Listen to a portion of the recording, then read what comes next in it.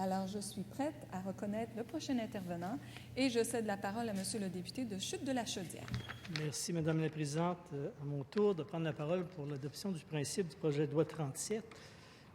Comme vous avez dit, la dernière fois que ce sujet a été discuté en Chambre, c'était le 21 avril. Donc, je vais prendre le temps de relire les deux fameux articles dans la loi.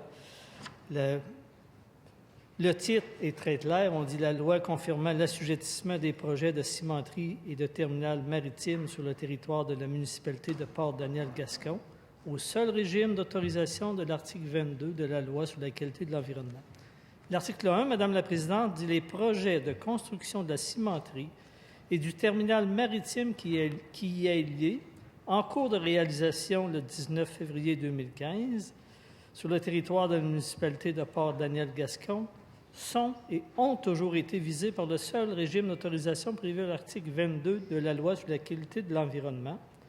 Ces projets ne sont donc pas et n'ont jamais été visés par la section 4.1 du chapitre 1 de cette loi. » L'article 2, l'article 1 s'applique malgré toute décision d'un tribunal rendue après la date du 19 février 2015, qui a pour effet d'assujettir à la section 4.1 du chapitre 1 de la loi sur la qualité de l'environnement les projets visés à cet article.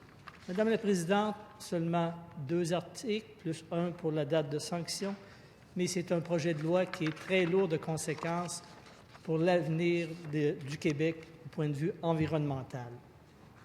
Madame la Présidente, avec le dépôt du projet de loi 37, le gouvernement libéral nous fait encore une fois de plus la démonstration de son application du 2 poids, 2 mesures. En voulant écarter toute procédure judiciaire qui obligerait la tenue d'une audience du BAP. Le BAP, pour les gens qui nous écoutent, c'est le Bureau d'audience publique sur l'environnement. Nos ministres sont prêts à déroger des règles et des lois établies pour favoriser la réalisation du projet de cimenterie de Port-Daniel-Gascon, alors que tout autre projet de même nature devrait s'y conformer, Madame la Présidente. Avec le dépôt du projet de loi 37, le gouvernement libéral envoie le message que leurs principes sont très élastiques. Car, rappelons-le, ce projet, en plus d'être le plus polluant de l'histoire du Québec, est non rentable pour le Québec. Dans le contexte actuel où les 4 cimenteries du Québec, qui, malgré le fait qu'elles produisent entre 2,5 et 3,7 millions de tonnes de ciment par année, ne fonctionnent seulement qu'à 60 de leur capacité, l'arrivée de cette nouvelle cimenterie est plutôt menaçante pour cette industrie qui est déjà très saturée. Déjà que ces cimenteries éprouvent des difficultés à vendre leur production, où est la pertinence d'ajouter 2,2 millions de tonnes de plus? C'est de la concurrence questionnable, Madame la Présidente, soutenue par ce gouvernement. Avait-on vraiment besoin d'une autre cimenterie au Québec? Car si pour créer 200 emplois en Gaspésie, la conséquence est d'en sacrifier autant ailleurs au Québec, il n'y a pas de gain pour le développement économique québécois. À ce propos, le premier ministre renie une fois de plus ses promesses électorales, car en campagne, il a bien dit, je le cite, qu'il veut s'assurer que le projet de cimenterie ne cannibalise pas les autres activités des autres cimenteries québécoises. Fin de la citation. Alors que c'est exactement ce qui va se passer, Madame la Présidente. Avec le projet de cimenterie mécaniste, le gouvernement libéral se retrouve coincé entre l'ultimatum d'une entreprise qui menace de partir, si une décision de la Cour supérieure imposait la tenue d'un BAP, et les promesses électoralistes faites à la Gaspésie, Madame la Présidente. Aussi, le projet de loi 37 se présente comme la porte de sortie ou la voie d'évitement que le gouvernement se donne pour ne pas perdre la face, parce qu'il ne respecte pas les règles et parce qu'il se retrouve une fois de plus empêtré dans la gestion d'un méga projet d'investissement électoraliste et pour lequel il est placé en conflit d'intérêts, Madame la Présidente. Car rappelons-nous le fiasco de la papetière Gaspésia, pour lequel le gouvernement a sans doute oublié de retenir quelques questions, quelques leçons, Madame la Présidente, et je vais vous faire un résumé du rapport de la commission d'enquête sur la Gaspésia, qui avait mis en lumière 3 axes problématiques: le montage financier du projet, la gestion du travail sur le chantier par les syndicats et la gestion par le gouvernement de méga-projets. Sur les 2 premiers axes, Madame la Présidente, le projet mécaniste se distingue de la Gaspésia et comporte donc moins de risques. Sur la gestion des méga-projets, le gouvernement a visiblement très peu appris de la Gaspésia. Le rapport dresse une liste de caractéristiques que le gouvernement doit s'assurer de respecter dans sa gestion des méga-projets dans l'avenir afin d'éviter un autre désastre, semblable à celui de la Gaspésia. Et ces points sont éviter l'empressement dans de tels projets, on ne l'a pas encore une fois ici, respecter la concurrence dans le secteur concerné, assurer la transparence de l'information économique et financière, respecter l'environnement, éviter une idéologie trop interventionniste, éviter les décisions à caractère électoraliste, ne pas placer en conflit d'intérêts dans cette gestion, ne pas se placer en conflit d'intérêts dans cette gestion et confier à un organisme indépendant l'évaluation du projet avant investissement. Vous voyez, Madame la Présidente, que le gouvernement n'a pas retenu les conclusions de la commission d'enquête sur la Gaspésia. Autre parallèle, le projet de Gaspésia, c'était un investissement de 153 millions de fonds publics et la création de 264 emplois dans un projet de papeterie. Encore une fois, on voit que le gouvernement n'a pas retenu de leçon de ce fiasco. Effectivement, Madame la Présidente, le gouvernement se retrouve en conflit d'intérêts. Comment le gouvernement peut-il jouer à la fois les rôles de défenseur de l'intérêt public et d'actionnaire? Peut-il être à la fois juge et partie? Dans tout le processus qui a mené le gouvernement à déposer ce projet de loi, plusieurs enjeux environnementaux et économiques sont à examiner sérieusement. Il est légitime de demander quelles sont les réelles motivations de donner son aval et d'investir des millions de fonds publics dans un projet dont les failles sont tellement évidentes, Madame la Présidente. Malheureusement, le gouvernement prouve qu'il n'a non seulement aucune considération pour le respect de l'environnement, mais qu'il n'a aucune considération également pour les contribuables québécois qui assistent à une distribution des fonds publics donnés généreusement pour subventionner quelques centaines d'emplois à grands frais. 450 millions de fonds publics, Madame la Présidente. En mai dernier, le ministre de l'Économie remettait en cause la pertinence d'investir l'argent des Québécois dans ce projet. Il a même affirmé avoir des réserves quant au montage financier du projet. Il disait en ces mots, et je le cite, « C'est l'argent des Québécois. Et cet argent, ce n'est pas notre épargne, on l'emprunte. Si ce n'est pas un bon dossier, le marché institutionnel privé pourra prendre la relève. Moi, je ne suis pas persuadé pour le moment que le risque que nous prenons est celui qu'il faut prendre. » Fin de la citation. Quand un ministre de l'Économie démontre son ambivalence quant à la rentabilité d'un méga-projet de 450 millions de fonds publics et que ce projet se concrétise malgré tout, il y a de sérieuses raisons de se questionner. Donc, le projet de loi 37 est l'équivalent d'un passe-droit à une construction qui, dans l'histoire du Québec, émettra le plus de polluants, mais qui s'avère en plus un très mauvais investissement, selon les affirmations même du ministre de l'Économie. Et le ministre de l'Environnement et de l'Économie cautionnent quand même un tel projet, Madame la Présidente. En acceptant, sans l'intervention du BAP, l'implantation de ce type d'entreprise dont le coefficient polluant est inquiétant, le gouvernement met en péril non seulement tout l'écosystème de la Gaspésie, mais également la santé de ses habitants. À cet égard, et en prenant compte des conséquences et des répercussions sur l'environnement et sur l'humain, telles que mentionnées dans le rapport de la firme Génivard commandé par le promoteur, il y a lieu de s'inquiéter aussi. Le rapport Génivard est exhaustif et prend compte de tous les paramètres qui risquent d'être influencés par la construction et l'exploitation de la cimenterie. Il fait état également d'une liste de produits hautement polluants et toxiques qui seront utilisés et des répercussions possibles sur l'environnement et l'humain. Qu'on pense par exemple aux nombreux risques de contamination en cas de déversement accidentel. Le rapport démontre notamment que la cimenterie Mécanis émettra entre 1,75 et 2,2 milliards de tonnes en équivalent de CO2 annuellement. C'est-à-dire, Madame la Présidente, que les émissions de gaz à effet de serre produites par la cimenterie représenteront environ 2,7 des émissions totales au Québec et environ 8,5 des émissions du secteur de l'industrie. C'est énorme. Alors que le ministre de l'Environnement est bien au fait du plan d'action sur les changements climatiques et qu'il connaît bien les objectifs de réduction des GES, il doit forcément comprendre que l'exploitation de cette cimenterie annulera tous les efforts déployés pour réduire les GES depuis 2006.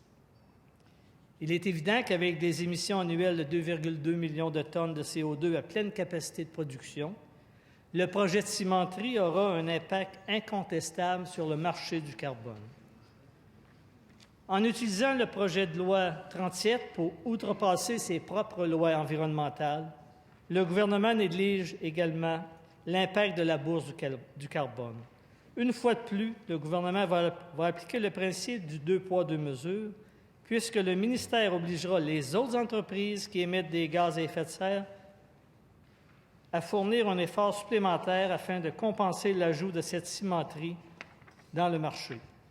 À cet égard, Madame la Présidente, le ministre lui-même a souligné qu'il ne hausserait pas le plafond des émissions permises pour tenir compte de ce projet. Et il dit bien, et je le cite, « La cimenterie entrera en fonction en 2016. Les autres joueurs devront réagir en trouvant des façons alternatives. » Fin de la citation. Ici, on favorise une industrie hautement polluante au détriment des autres, concernés par la réglementation des émissions des GES. Et pourquoi le gouvernement accorde-t-il un congé des crédits de carbone de 5 ans à Ciment Mécanis à compter de la mise en production de l'usine? Pourquoi un tel avantage, Madame la Présidente? C'est en contradiction directe avec l'objectif au Québec de lutte contre les changements climatiques. L'énumération des conséquences néfastes de la construction et de l'exploitation de la cimenterie Mécanis a déjà été présentée par mon collègue, le député de Bordua. Et à la lumière de ce rapport, comment le ministre de l'Environnement peut-il sciemment sécuriser un projet comportant de tels risques? Malheureusement, les Gaspésiens et les Gaspésiennes sont maintenant confrontés à un projet polluant et dangereux pour leur santé. Alors que l'implantation d'une nouvelle industrie devrait être une bonne nouvelle, lorsque les emplois permanents sont plutôt rares dans une région comme la Gaspésie, le projet Mécanis ressemble davantage à un cadeau empoisonné. Madame la Présidente, péquistes et libéraux peuvent porter le blâme quant aux inquiétudes qu'entraîne le projet Mécanis. Pour gagner le vote de la Gaspésie, le Parti québécois a donné le feu vert au projet avec empressement, faisant abstraction de leurs principes quand il est question d'environnement. Et c'est avec ce même empressement que les libéraux vont de l'avant sans évaluation environnementale. Ainsi, pour gagner la faveur de la Gaspésie, les deux partis n'ont pas hésité à des fins électoralistes à faire miroiter l'importance de ce projet comme levier économique pour le développement de la région, mais à quel prix, Madame la Présidente? Au prix du non-respect de l'environnement et de la santé publique.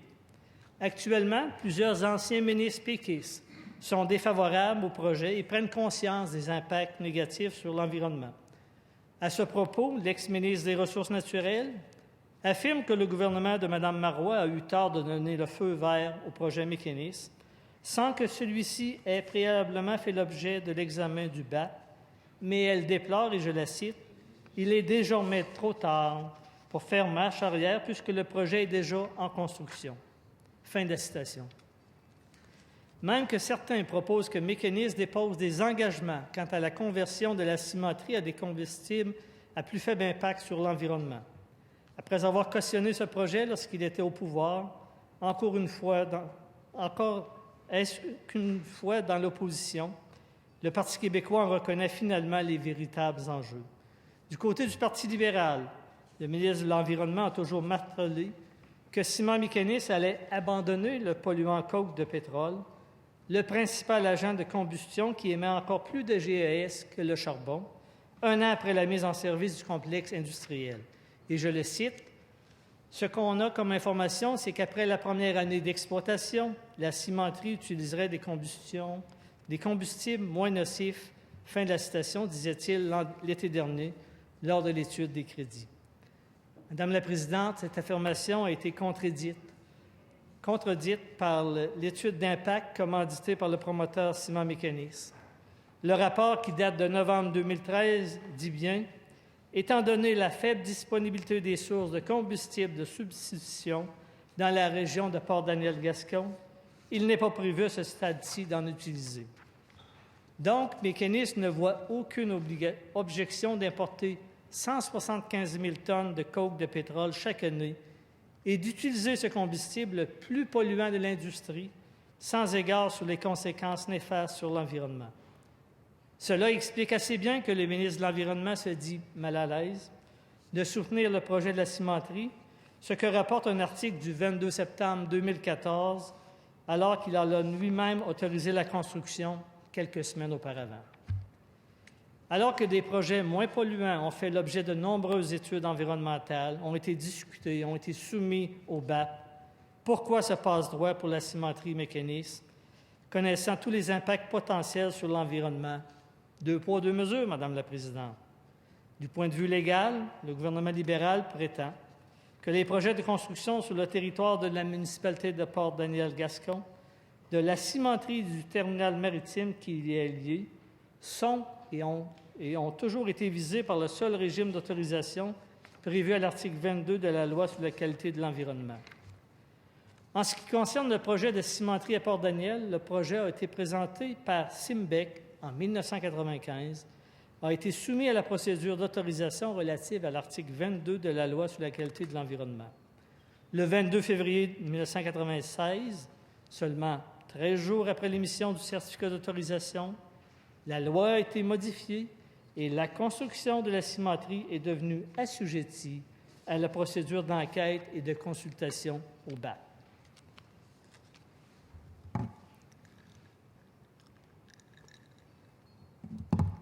Or, dans le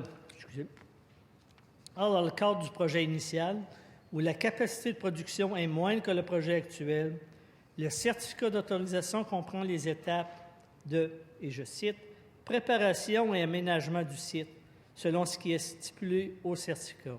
On parle ici de préparation du terrain et non de construction.